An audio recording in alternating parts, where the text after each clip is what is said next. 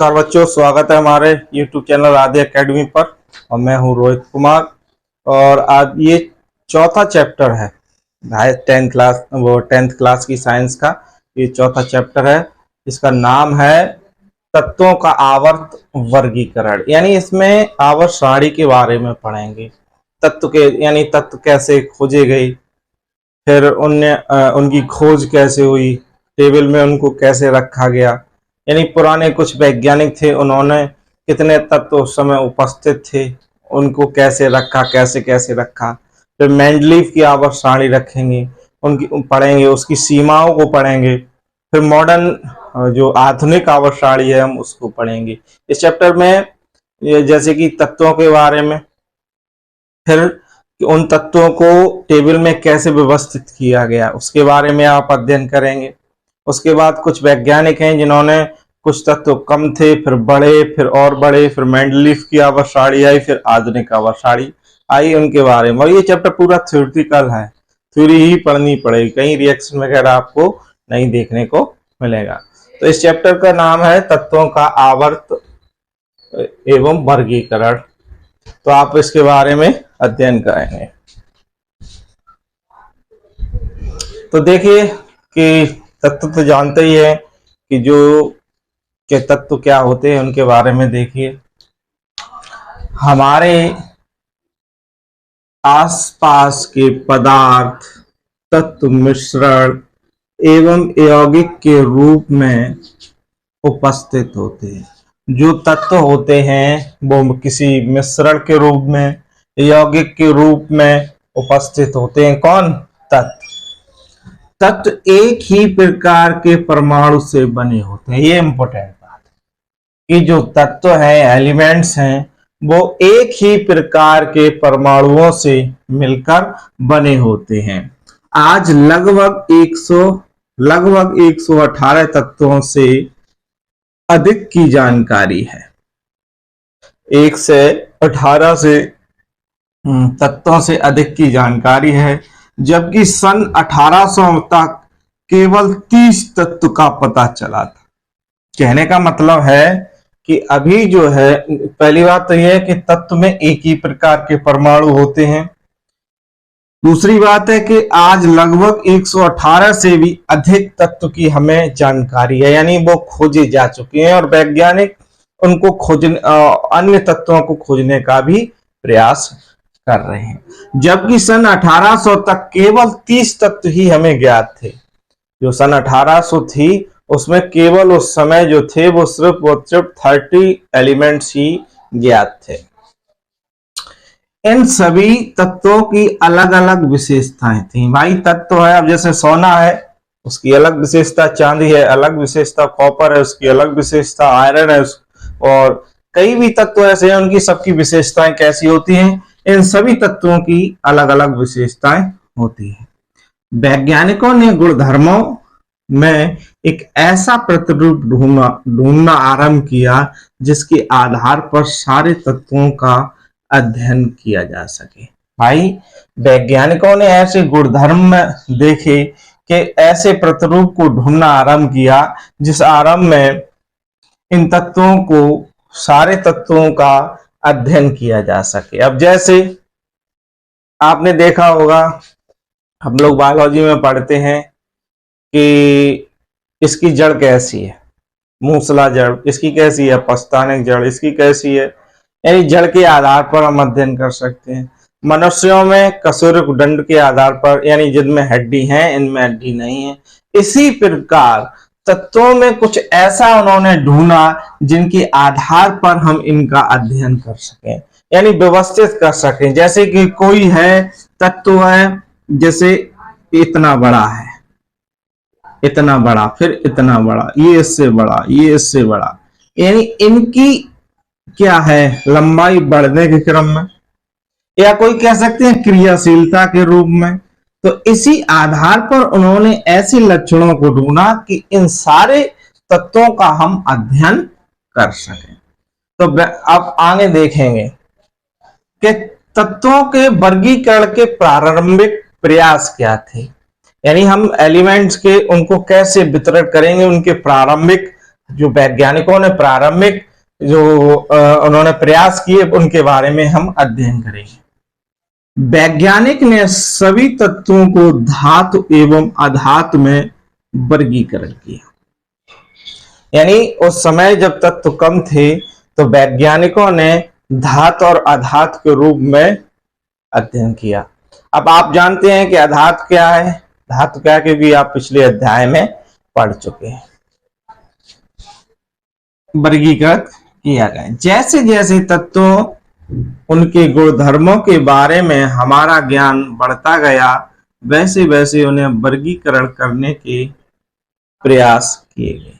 यानी कहने का मतलब है कि सबसे पहले वैज्ञानिकों ने धातु और अधातुओं में वर्गीकरण किया। जैसे जैसे तत्वों के गुणधर्मों के बारे में हमारा ज्ञान बढ़ता गया, वैसे वैसे हमने उनके वर्गीकरण करने का प्रयास किया। अब जो सबसे पहले वैज्ञानिक थे डावे राइनर ने एक तीन तत्वों में इसे कहा गया डावे नायर के तर्क। यानी इसमें तीन तीन एलिमेंट थे इनकी आवर्त सारणी में।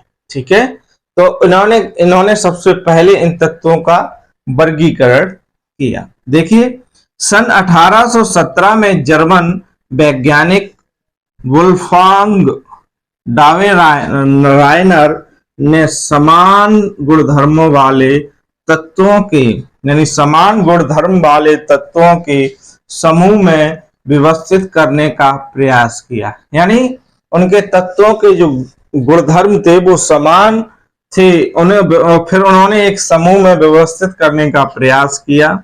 उन्होंने तीन तीन तत्वों वाले कुछ समूह को चुना एवं उन समूह को तर्क कहा गया। यानी कहने का मतलब है डावे नायर ने क्या किया कि समान गुणधर्म वाले तत्व लिए और एक समूह में उन्हें व्यवस्थित करने का प्रयास किया। उन्हें तीन तीन तत्व वाले कुछ समूह का निर्माण किया जिन्हें हमने तर्क कहा यानी ट्रिपल कहा। आगे देखिए, उन्होंने बताया कि तर्क के तीनों तत्वों को उनके परमाणु द्रव्यमान के अवरोही क्रम में रखने पर बीच वाले तत्व का परमाणु द्रव्यमान अन्य तत्वों के द्रव्यमान का लगभग औसत होता है। कहने का मतलब है उन दोनों तत्वों को मिलाने पर उनका जो बीच का तत्व है, जैसे कि मान लो 1 2 ये तत्व इन दोनों का औसत है लगभग में बराबर। कैसा है? इन दोनों, जैसे कि इसका है 2 इसका है 2, तो ये कितना है? ये 4 है। तो ये दोनों का कैसा है? औसत है, एवरेज है। ठीक है, इस बात को समझ गए। यानी उन्होंने बताया कि तर्क के तीनों तत्वों के परमाणु द्रव्यमान अवरोही क्रम में रखने पर बीच वाले तत्व का परमाणु द्रव्यमान तत्वों के द्रव्यमान का लगभग औसत होता है। अब देखिए, ये उनके तर्क से लिया गया है LINA ये तर्क के एग्जाम्पल हैं ये। ठीक है, परमाणु द्रव्यमान इनका Li का कितना है? 6.9 23.0 और इसका कितना है? 39.0 और ये उनका डावे नायर का जो है तर्क है। ठीक है, ये उन्होंने ये जो दिया था एग्जाम्पल वो ये है। ये क्या होते हैं? इसका और इसका दोनों का एवरेज इसका द्रव्यमान होता है। परमाणु द्रव्यमान अन्य तत्वों के द्रव्यमान का कैसा होगा? इसका औसत होगा, इसका औसत होगा, इसका औसत होगा, और इससे लगाने पर इसका औसत होगा। ठीक है, देखिए अब इसके आगे पढ़ते हैं। न्यूलैंड्स के अष्टक का सिद्धांत, जो उन्होंने 8 तत्वों को उन्होंने ये बताया कि पहला जो तत्व है वो और 8वां तत्व है उसके गुणधर्म समान थे। इस आधार पर उन्होंने एक अष्टक का सिद्धांत दिया जिसे संगीत के स्वर के आधार पर हमने बांटा। देखिए सन 1866 में अंग्रेज वैज्ञानिक जॉन न्यूलैंड्स ने ज्ञात तत्वों को परमाणु द्रव्यमान के अवरोही क्रम में व्यवस्थित किया। किसमें किया? अवरोही क्रम में व्यवस्थित किया। उन्होंने सबसे पहले कम परमाणु द्रव्यमान यानी सबसे कम परमाणु द्रव्यमान वाले तत्वों को जैसे कि हाइड्रोजन से प्रारंभ किया तथा 56वें तत्व थोरियम पर इसे समाप्त किया। कहने का मतलब है कि ज्ञात जो तत्व थे उसे अवरोही क्रम में व्यवस्थित किया। उन्होंने सबसे पहले कम परमाणु द्रव्यमान वाले तत्व को लिया जिसका नाम हाइड्रोजन से प्रारंभ किया और 56वां जो तत्व था वो क्या था? थोरियम पर उन्होंने समाप्त किया। आगे देखिए, प्रत्येक 8वें तत्व का गुणधर्म पहले तत्व के गुणधर्म के समान है। यानी पहला तत्व यानी प्रत्येक 8वें तत्व का गुणधर्म पहले तत्व के गुणधर्म के समान है। जैसे कि इसका और इसका, यानी पहला तत्व और दूसरा तत्व वो 8वां तत्व के गुणधर्म के समान है। उन्होंने संगीत के अष्टक से, इसलिए अष्टक का सिद्धांत संगीत के अष्टक से ही संगीत के अष्टक से उन्होंने इसकी तुलना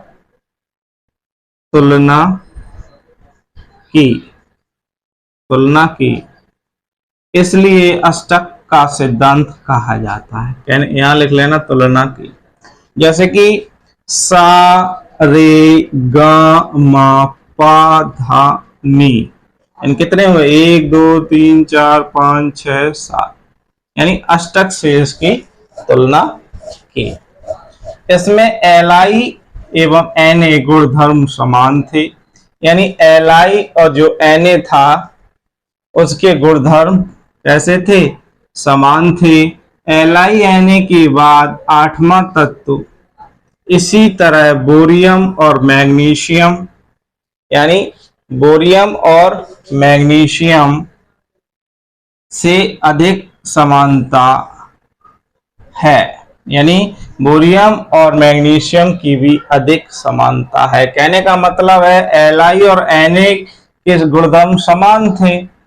इसके बाद जो बोरियम और मैग्नीशियम है उसमें अधिक समानता थी, यानी इसमें अधिक समानता थी। यानी उन्होंने एक ऐसा सिद्धांत दिया जिसे अष्टक का सिद्धांत इसलिए कहा गया क्योंकि उन्होंने संगीत के स्वर के बड़ों के आधार पर इनको बांटा और पहले तत्व और 8वें तत्व के गुणधर्म समान थे। और उस समय कितने? 56 तत्व थे। उन्होंने क्या किया? कम द्रव्यमान यानी हाइड्रोजन से शुरुआत की और कहा 56वें तत्व थोरियम तक उन्होंने इनके परमाणु द्रव्यमान का अवरोही क्रम में व्यवस्थित किया। ये तो सिद्धांत था। अब इनकी हम कमियों के बारे में अध्ययन करेंगे कि इनकी कमियां क्या थी, न्यूलैंड्स की कमियां क्या थी। एक बार देखो, मैं छोटी सी बात में समझा दूं कि न्यूलैंड्स ने सबसे कम परमाणु द्रव्यमान वाला तत्व लिया जैसे हाइड्रोजन और उन्होंने 56 और अवरोही क्रम में किस तक लगाया? यहाँ किस तक? थोरियम तत्व तक इसे समाप्त किया। यानी सबसे कम से लेकर सबसे अधिक तक थोरियम तक इसका व्यवस्थित किया। 56 तत्व थे, ठीक है। और इसे अष्टक इसलिए कहा गया क्योंकि संगीत के स्वर के अनुसार इसे बांटा गया। कहने का मतलब है एलआई एनए के गुणधर्म समान थे लेकिन सबसे अधिक बोरियम और मैग्नीशियम के गुणधर्म समान थे, ठीक है। अब इसके बाद पढ़ेंगे न्यूलैंड्स अष्टक की कमियां। इसमें केवल कैल्शियम तक ही अष्टक सिद्धांत लागू होता है। कहने का मतलब है यहां सिर्फ कैल्शियम तक ही इसमें जो है वो लागू होता है। क्या होता है? अष्टक सिद्धांत कहां तक लागू होता है? कैल्शियम तक, ठीक है। कैल्शियम कहां है? यहां तक, यहां तक ही अष्टक सिद्धांत लागू होता है। क्योंकि कैल्शियम के बाद प्रत्येक तत्व का गुणधर्म पहले तत्व से मिलता नहीं है। यहां तक तो भाई इनके गुणधर्म मिल जाते हैं, लेकिन आने आने वाले समय में यानी आगे वाले तत्वों में गुणधर्म नहीं मिलते। दूसरी बात, न्यूलैंड्स ने कल्पना में 56 तत्व विद्वान है, भविष्य में कोई अन्य तत्व नहीं मिलेगा। इसके बाद अन्य तत्वों की खोज हुई जो अष्टक से मेल नहीं खाती। कहने का मतलब उन्होंने ये भी बता दिया था कि 56 तत्व के बाद कभी भी अन्य तत्व नहीं मिलेंगे, जो लगभग 118 से भी अधिक तत्व अभी खोजे जा चुके हैं। ये भी बात गलत हो गई, यानी कि उन्होंने यही कह दिया कि भाई अब 56 ही तत्व मिलेंगे। इसके बाद इस प्रकार के न्यूलैंड्स अष्टक सिद्धांत केवल हल्के तत्वों तक ठीक से लागू हो पाया, यानी सिर्फ इसमें हल्के तत्व, भारी तत्वों को ठीक से इसमें अध्ययन नहीं कर पाया, क्योंकि ये सिर्फ और सिर्फ हल्के तत्वों को फॉलो करता था। इसमें कुछ तत्व ऐसे हैं जैसे CO, Ni, Ce, La, इनके गुणधर्म उन दोनों तत्वों से भिन्न थे। यानी Ce और इनके तत्व जो थे, जैसे कि Ce, La के तत्व ऐसे थे जो इन तत्वों से इनके गुणधर्म ही मेल नहीं खाते थे, इसलिए ये सिद्धांत फ्लॉप हो गया। इस सिद्धांत के फ्लॉप होने के बाद मेंडलीफ ने अपना सिद्धांत दिया। अब आप इसके बाद मेंडलीफ के सिद्धांत को पढ़ेंगे। ये पूछा भी जाता है। अब इसमें क्या है, छोटी सी बात है कि ये अंग्रेज वैज्ञानिक थे। उन्होंने कम परमाणु द्रव्यमान वाले तत्व से शुरुआत की और 56वें तत्व तक, थोरियम तक उन्होंने अवरोही क्रम में तत्वों को रखा। ये बात समझ लेना, कितने 56वें तत्वों तक उन्होंने रखा। प्रत्येक, इसमें क्या था, और उन्होंने प्रारंभ किससे किया, हाइड्रोजन से। प्रत्येक 8वें तत्व का गुणधर्म पहले तत्व के गुणधर्म के समान है, यानी पहला तत्व और 8वां तत्व गुणधर्म के समान है। और इसे क्या की, संगीत के अष्टक से इसकी तुलना की, सा रे गा मा पा धा नी, ठीक है, अष्टक सिद्ध, इसीलिए इसे अष्टक कहा गया। LiNa के गुणधर्म समान थे कि LiNa के बाद 8वां तत्व है। इसी तरह बोरियम और मैग्नीशियम अधिक समान थे, लेकिन इसमें ये कमी थी कि ये हल्के तत्वों पर ही लागू हो पाया। उन्होंने ये बताया कि भाई अब 56 तत्वों के बाद अन्य तत्व नहीं मिलेंगे, वो इसलिए ये सिद्धांत गलत साबित हुआ। ठीक है, इसके बाद आप कल मेंडलीफ की आवर्त सारणी को पढ़ेंगे। ठीक है।